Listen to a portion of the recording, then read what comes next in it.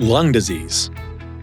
When you think about that, some really scary words come to mind. COPD, which is chronic obstructive pulmonary disease, emphysema, and of course, lung cancer.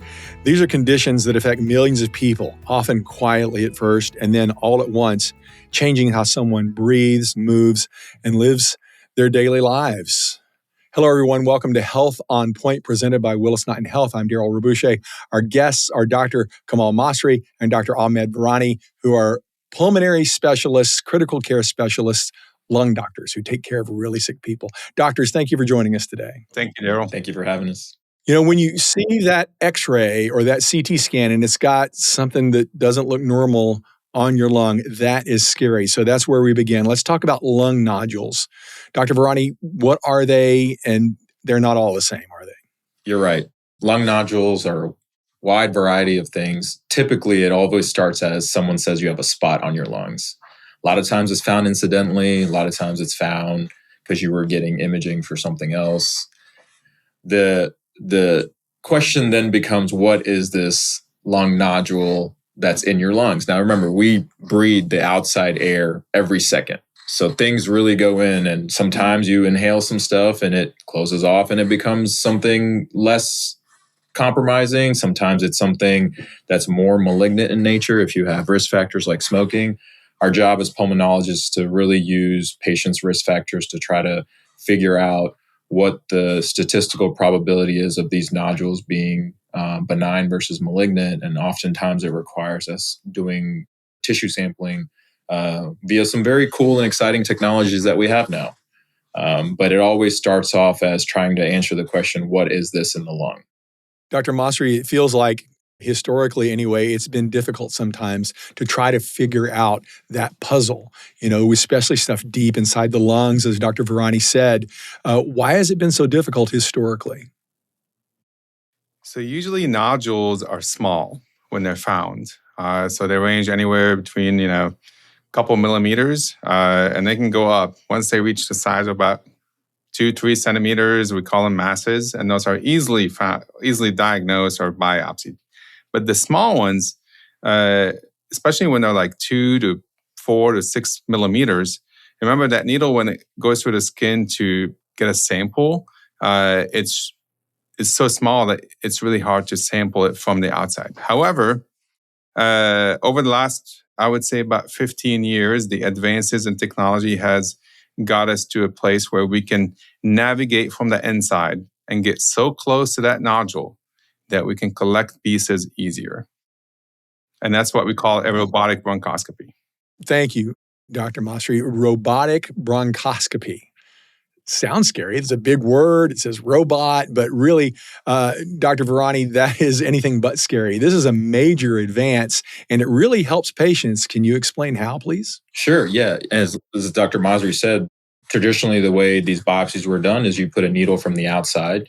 Our interventional radiologists, who do a fantastic job of these procedures, use CT scans, and they try to, get to areas. Now, the bigger ones are obviously easier to get to. The smaller ones, not so much. So now we use robotic platforms, and we get special kinds of CT scans that are very thin cuts, and we upload them into these softwares, and they use, their artificial intelligence to build us a roadmap.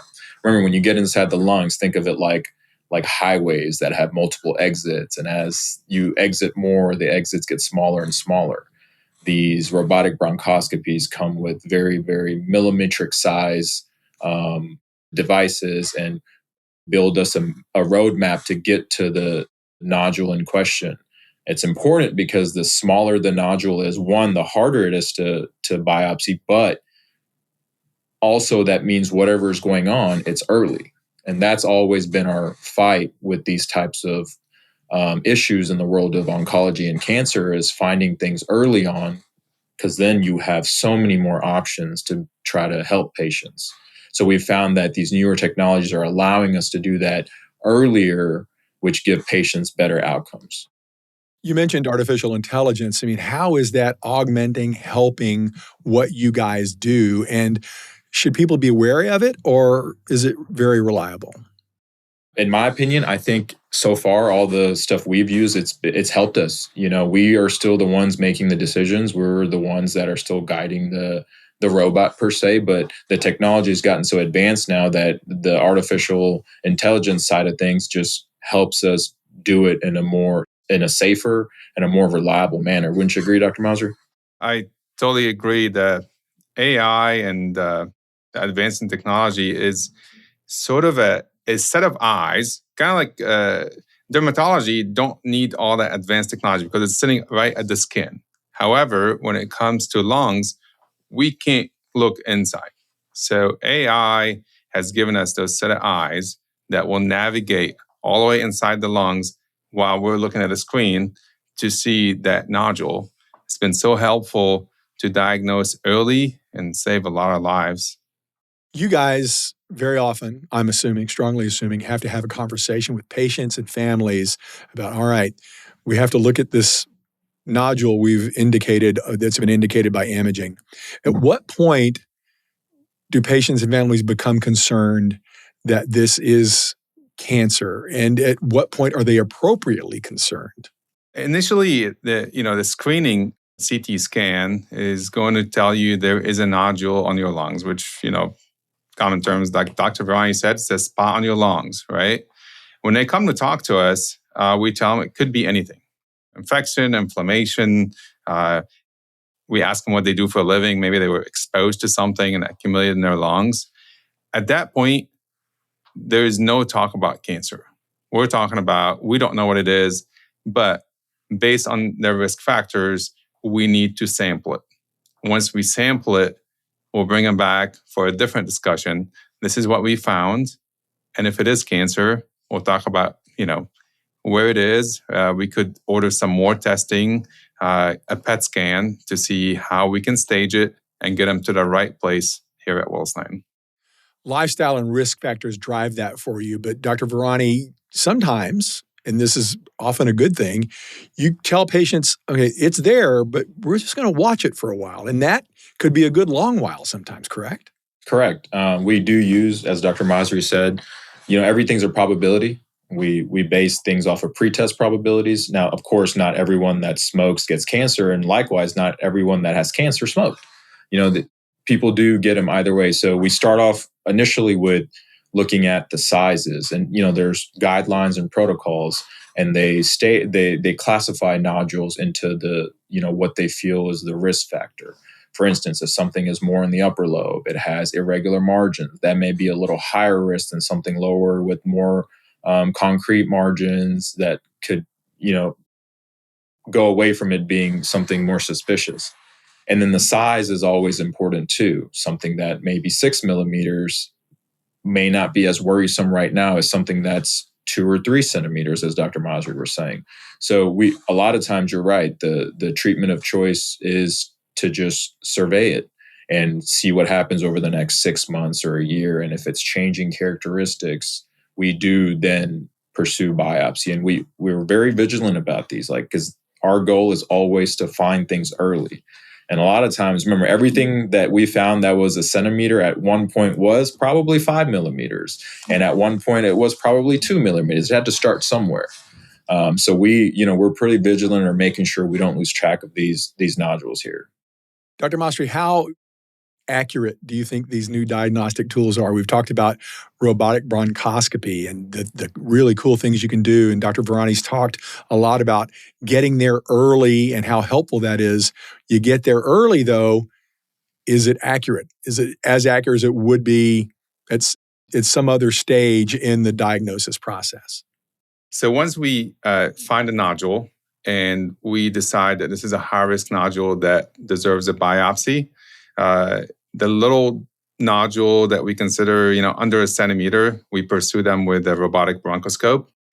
And here locally, our diagnostic yield to tell the patient exactly what it is has been high 90%. Do you agree, Dr. Virani? Yep, absolutely. Probably in the 93 to 95% range. Yeah. So once we give them an answer, we're looking at in the high 90s, this is what this lesion is. And that's, very comforting for the patient. And I want to emphasize something that Dr. Virani said earlier. You're looking, and you didn't use this phrase, but often you're ruling out malignancy or cancer. Sometimes you get in there and you find out it's not cancer at all. And sometimes you find out that's really good news. So there is reason for hope for patients and families. And also, Dr. Virani, would you agree that there's reason for hope that finding something early, if it is the bad news, still has a very positive impact in that because you found it early, your outcome might be delayed or different? Of course. Whether it's a malignant process or non-malignant process, having an answer always eases the mind.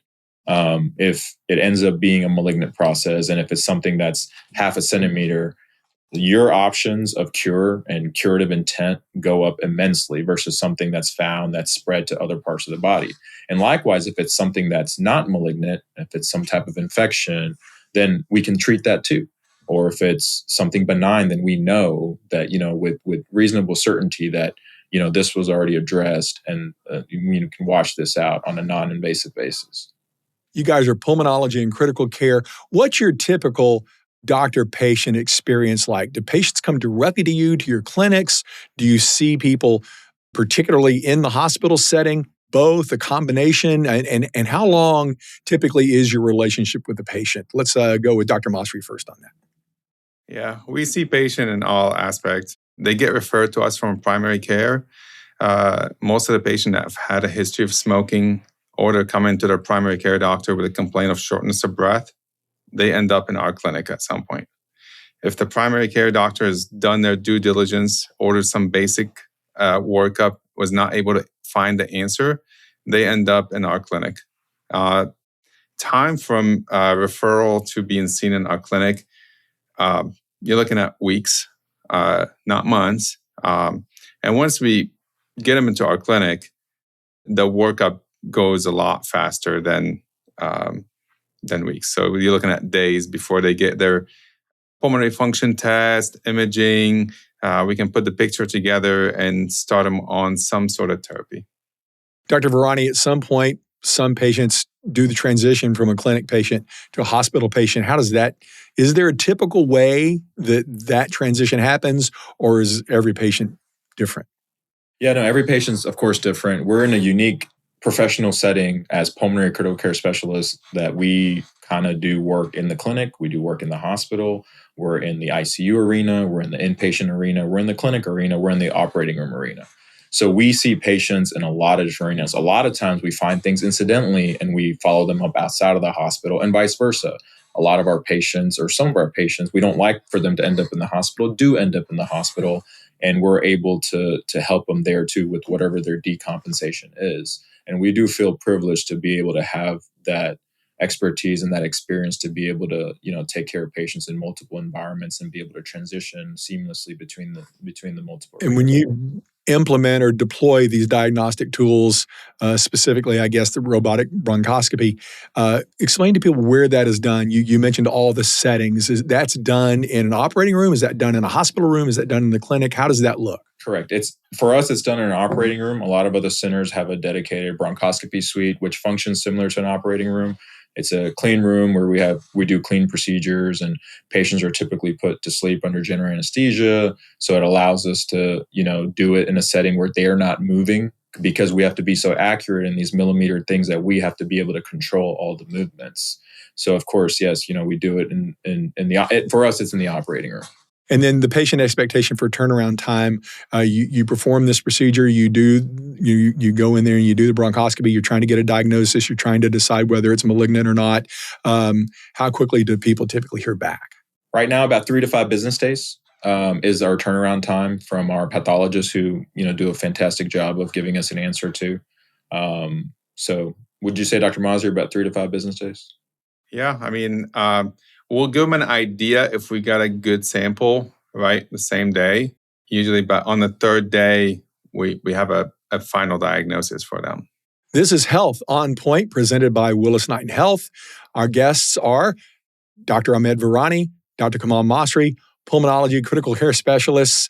We've been talking, doctors, a lot about lung nodules and lung cancer, but you treat and see a lot of different kinds of patients. you see COPD, you see emphysema.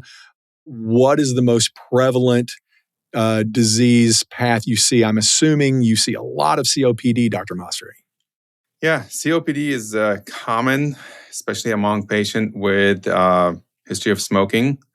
Smoking over the years has declined, but we still see a lot of COPD patients. There's a very small population that does have the disease that are genetically predisposed, but I would say high 90% of the population is a smoking patient. You're absolutely right. We see a lot of COPD in our clinics. Smoking is prevalent in the state of Louisiana and Shreveport, and really the care starts at the primary care physician's clinic, as we talked about earlier. And people come in complaining of shortness of breath, and we utilize physiologic tests like pulmonary function testing to assess people's physiologic lung function, and we can quantify. One, we can qualify them for obstructive disease if they have it, and then we can quantify the degree of it, and then we can try to get them help as their disease, allows us to. Okay, chronic obstructive pulmonary disease is COPD. For the average person who has not experienced this, what is the obstruction? Your lungs typically have two big functions. One is to get oxygen into your body, which is what we thrive on. It's our body's nutrients, and get carbon dioxide out.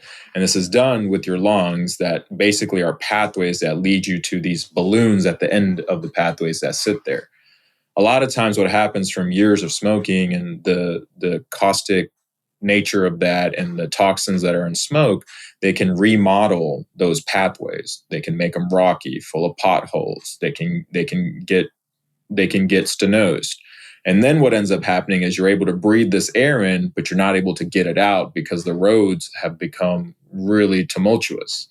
And that's where, this concept of obstructive disease comes from. And what is the upshot of COPD? I mean, it's often, Dr. Masri, a long road, a scary road, and you don't always get better. By the time the patient get to us as specialists, their disease is pretty advanced. Usually, patients that smoke have some degree of obstruction, but because they live with it every day, they get used to it, and they don't, unless they're starting to have symptoms like, shortness of breath. I can't finish my work. I'm having to stop multiple times. I'm coughing. I'm wheezing. By that time, their disease is advanced.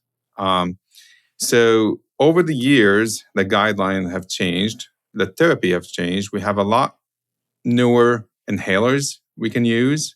And the moment patients stop smoking, their disease will continue to advance, but at a lot slower rate. So our goal usually educate them that let's stop the insult first.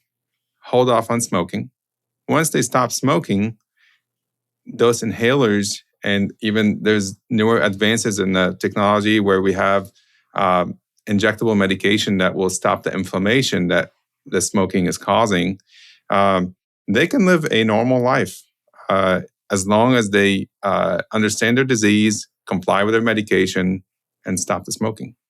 All right. And Dr. Virani, we've talked a lot about diagnosis.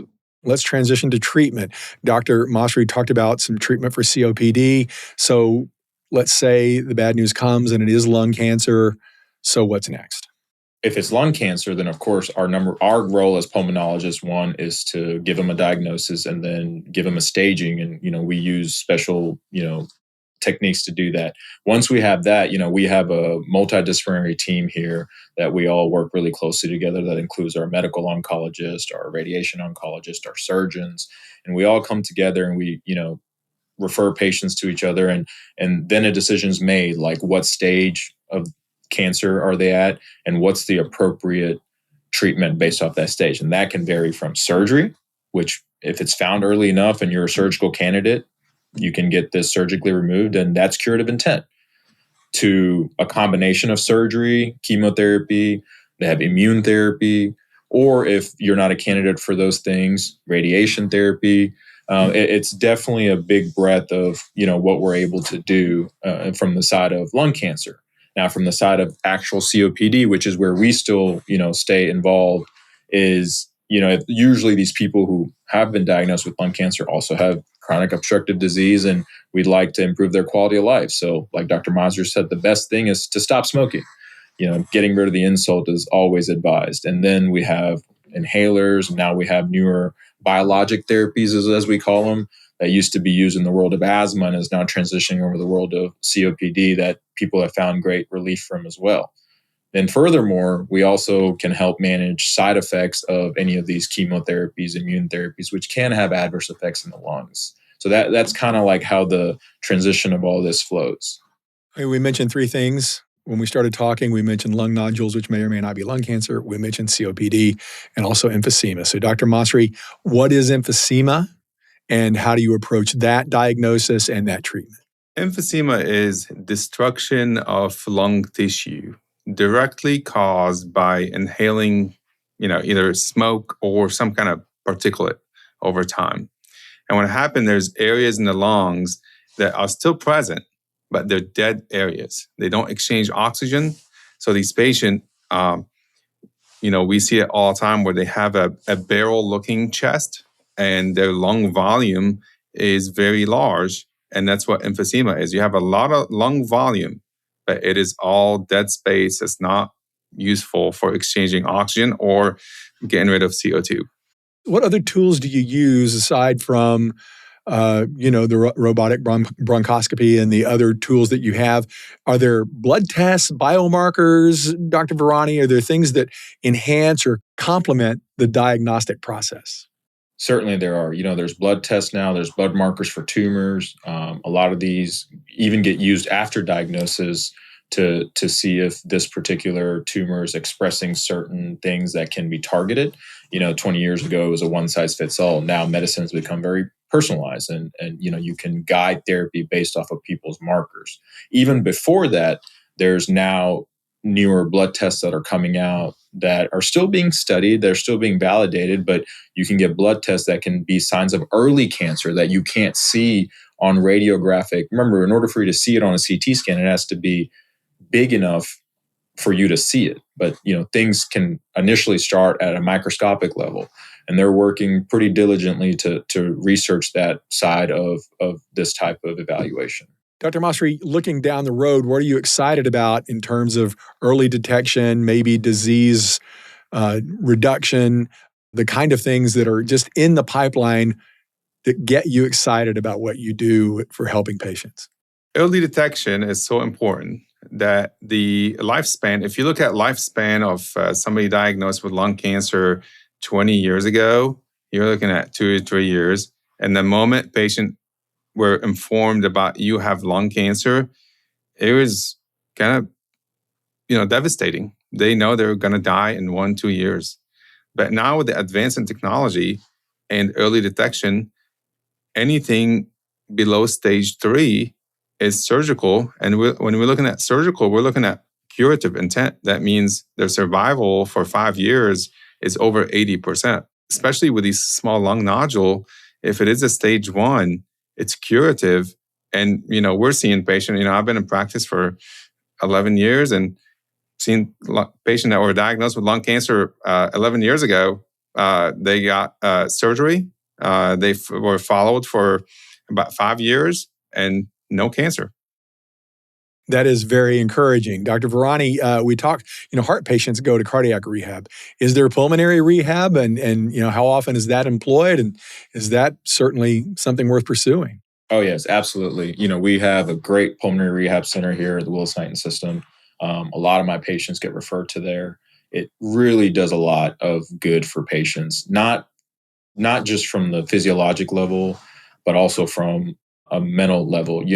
Oftentimes, and if I would put myself in their shoes, there's a sense of anxiety, right? When you feel breathlessness, that can create anxiety and it limits you from wanting to do more because you feel scared.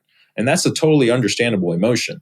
Now, pulmonary rehab does a great job of monitoring you, pushing you under a controlled environment with respiratory therapists and nurses, and they check your heart rate and they check your O2 sat and they teach you breathing exercises in it. And not only that, then you meet people there that also may be going through something similar as you, and you get a support group. So pulmonary rehab is absolutely an essential part of our treatment plans. People tend to do their own research these days, Dr. Masri, and a lot of that research yields some unacceptable results. So what is the biggest piece of information, 2 or 3 pieces of information that you find yourself having to battle when the patients come in with preconceived notions about what's going on with them? The first one is we do get a lot of referral for, spot on your lung or nodule, and the patient will come in freaking out. Usually before their appointment, they're calling the office and saying, hey, I have lung cancer. I can't wait 2 weeks. So I'll tell them that not all spots on your lungs are lung cancer. So be patient. We'll get you in as soon as possible. And hopefully we don't find cancer. The second thing is delayed referral to a specialist has been a problem. Patient will see their primary doctor and they're having this cough and they've constantly been diagnosed with like repeated episodes of pneumonia. And the truth is just their COPD is not under control. So I tell them, you don't have multiple pneumonias. You just need to be seen by a specialist, get you on the right medicine. And once your COPD is under control, you do just fine. 3 is don't be scared of wearing oxygen. A lot of patients feel like, oh, if I wear oxygen, I can't go places, I can't fly. It's not true. You can go anywhere you want. You can fly. It's just wearing it will prolong your life. So those are the 3 things that I like to leave my patient with. All right, Dr. Virani, what's the early warning sign that people should just be on the lookout for that says, I need to talk to my doctor about this? It's hard. Early stage stuff is very hard. Most of the time, if you're talking about COPD, you might find yourself more breathless. You may find you're able to do less activity, like you used to be able to walk 2 blocks without getting winded. Now you can just walk a little bit less and you're still smoking. A chronic cough can always be, concerning. If you have a chronic cough and you're a smoker, you should always say that to a healthcare professional. A lot of times cancer can also cause cough early on, but so can COPD. So it's easy, to go on Dr. Google and try to search that, and the first hit you get is, this could be cancer, but that's not, that's something that patients we advise to stay away from, and instead just talk to their healthcare professionals. And then this then ties back into lung cancer screening is very important. I wanted to emphasize that on this, that, as soon as you qualify for lung cancer screening, you should be getting enrolled in lung cancer screening, especially if you've got the risk factors, because that's now, it used to be we relied a lot on symptoms, which we still do, but a lot of times these things are asymptomatic. And just like, you do mammograms for breast cancer screening, low dose CT scans are now, recommended for lung cancer screening if you meet the criteria. I think this is the last question, and I think it's a short answer, but for both of you guys, what is the best lifestyle change people can implement to ward off seeing you guys? Stop smoking if you're smoking. Come on. What do you think, Dr. Masri? I would say do what Dr. Virani does, exercise and stay active. And stop smoking. Well, and I do want to emphasize, we understand smoking. When cigarettes first came out, no one told us they were bad for us. So people smoked, and it's addictive. You don't have to do it alone. We have a lot of tools that we can provide. We can help, from medications to group therapy. We can do it in a graduated step. But if a patient wants the help, we're 100% willing to give it to them. And Willis Knighton Health has a smoking cessation program that you can Absolutely. enroll in. And it's very effective, and it's very well done, very well organized, and it has a long, successful track record. So thank you guys so much. I'm Ed Virani.